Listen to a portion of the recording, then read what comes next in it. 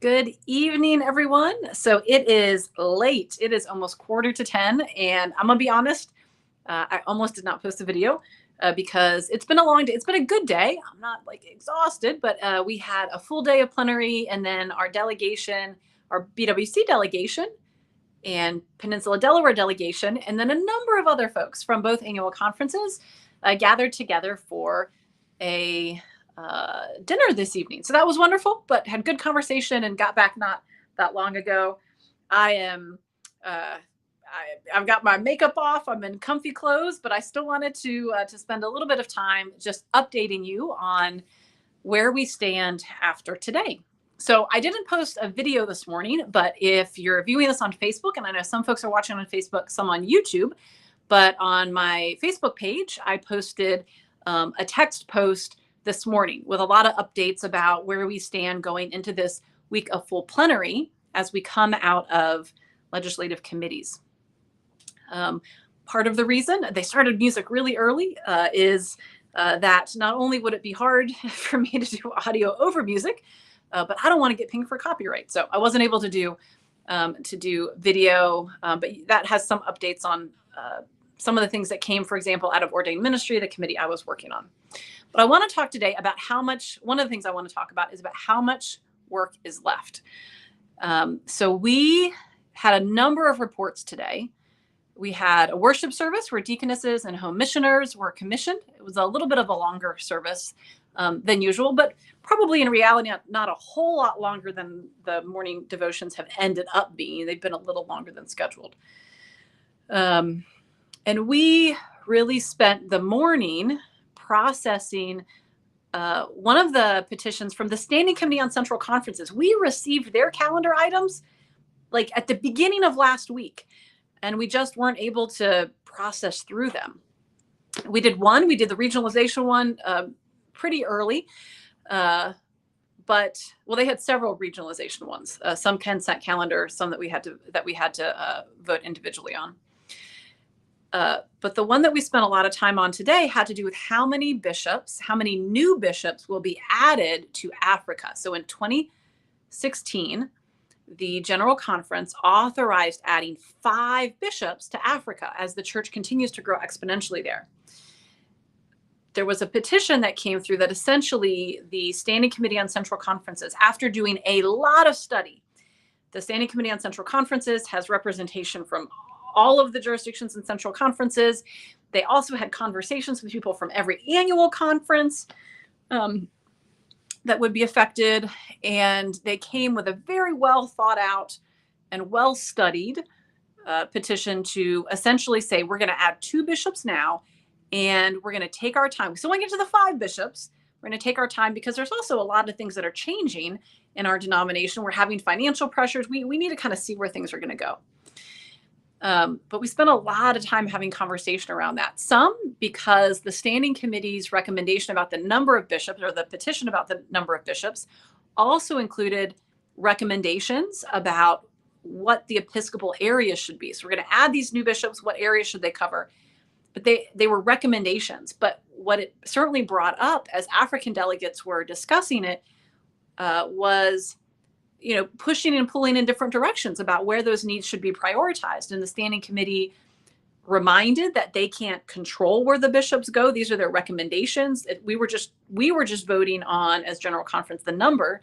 It's up to the central conferences, as it is up to jurisdictional conferences, to decide what the Episcopal area, so like where a bishop's going to serve. So you can tell a central conference, which is a collection of annual conferences outside the U.S., or a jurisdiction, which is a regional collection of annual conferences in the U.S., you get 6 bishops.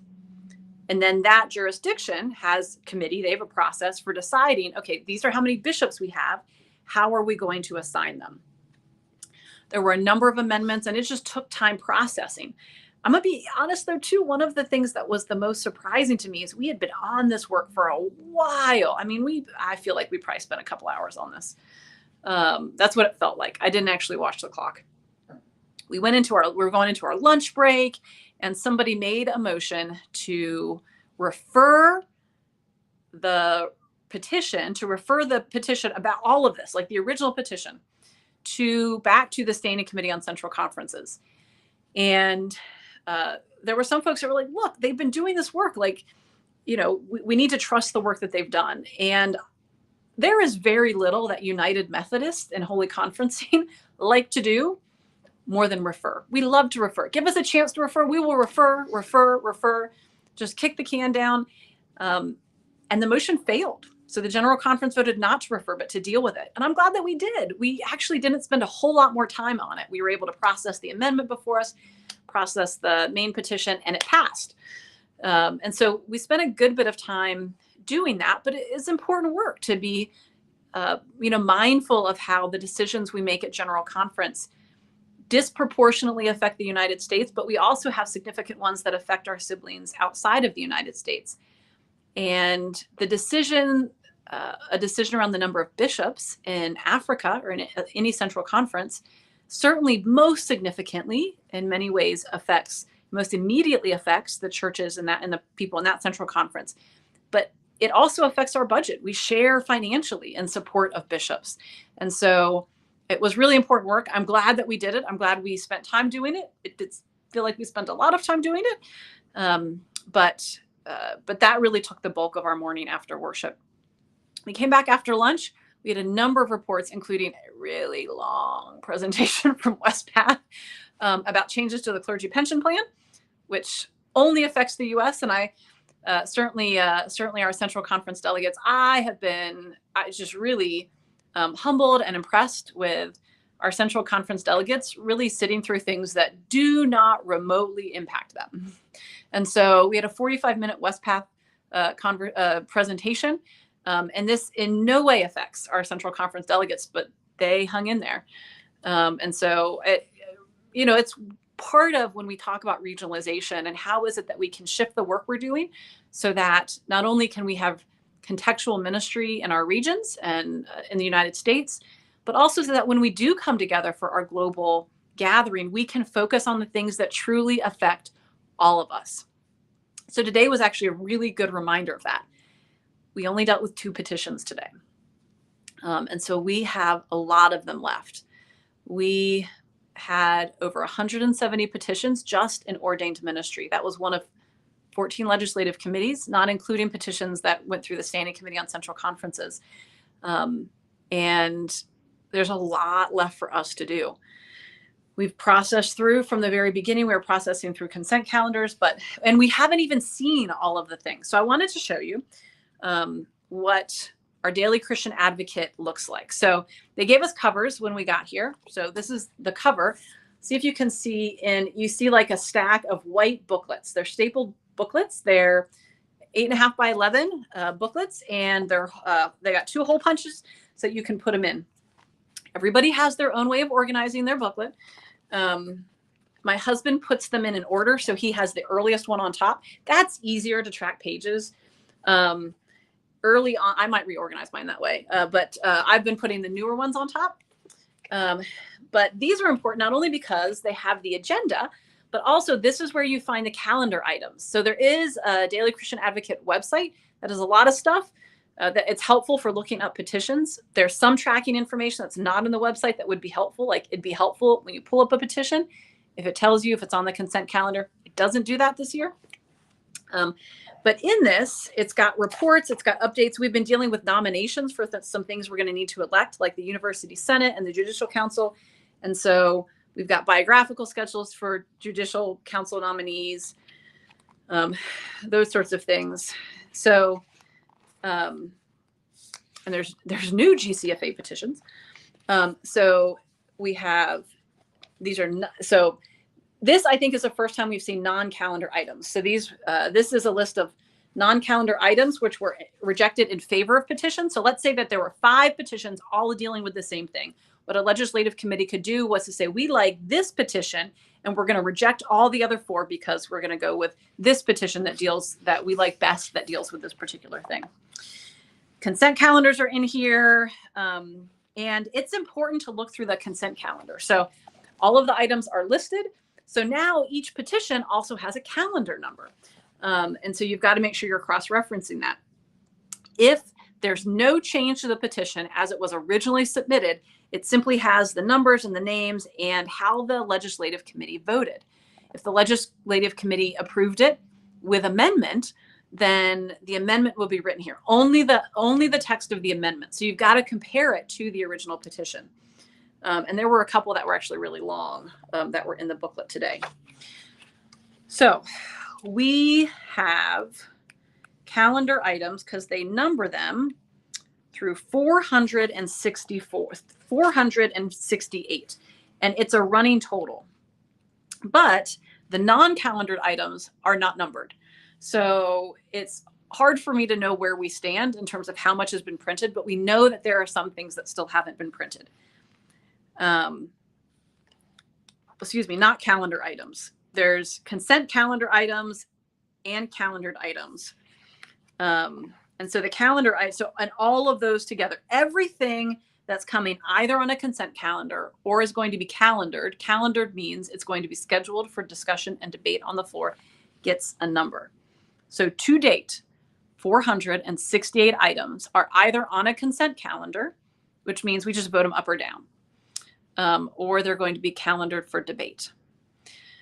And so some of the 3 R's, the big legislative priorities, have come through consent calendar, and a number of them especially around removal of restrictive language. A lot of those items didn't get calendared, and so they're going to be debated on the floor, and a whole host of other things. So we have to finish by the end of the day Friday. So we have Tuesday, Wednesday, Thursday, Friday. We have 4 days to work through this legislation. And folks have the ability to pull items off the consent calendar, and we just continue to work through them. So those are the pieces. I encourage you. So here's what delegates are doing right now. So in these videos, I generally don't share about strategy. It was one of the things, the 2 things I was concerned about doing these videos, being an actual delegate on the floor this time, was that it was important to me that I be able to do the work, be part of the work and the strategy that's happening. And it's not really appropriate for that stuff to be in these update videos. I also didn't know how frequently I'd be able to post. Today's a really good example of long days and needing to be really present when I'm on the floor and dealing with things and not knowing how much time or honestly energy I'd have for updates. But here are some of the things that delegates in general are doing right now. The first is checking the printed items closely, making sure that the items coming out of your legislative committee are listed properly. They made it on the consent calendar. They made it or they were calendared and they're listed properly. Checking to see if there's anything that you think needs to be pulled off the consent calendar. You can't assume that somebody else is going to do it. So trying to skim over things, look closely, making sure that as folks are pulling things off the consent calendar, that you are being mindful of those, paying attention to what items are going to have a minority report, and having conversation with each other. Last week, we did some shared work in plenary, but a lot of us delegates were in the bubble of our legislative committee. So we became specialists, and in preparation, specialists in the legislation before our legislative committee. And now we need to figure out what's going on every other place. And so within delegations and within groups and organizing, everybody's kind of talking about, hey, this is coming out of our committee.